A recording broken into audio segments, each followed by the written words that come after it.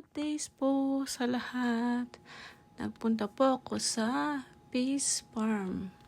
Ayan po ang puno ng peras. Guys, tignan nyo naman kung gaano kadami. Grabe, ang gandang tignan siya. Ayan, ipapasyal ko kayo dito sa farm nila. Diba guys, tignan nyo naman, ang dami-daming bunga ng isang puno lang. Ayan po ang peras, mga kaibigan at mga ka-real.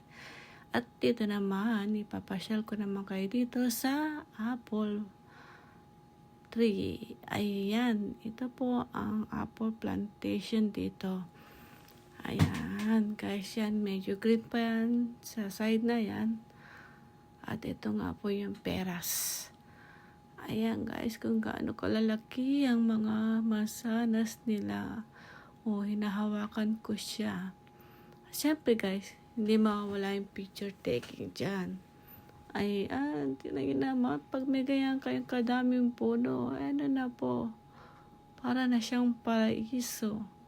Hindi na kailangang bumili. At kayo na ang magbebenta niyan. Diba guys? Ang dami, kakatuwa. Oh, ayan. Sana ay nag-enjoy po kayo sa panonood. Thank you for watching po. Bye!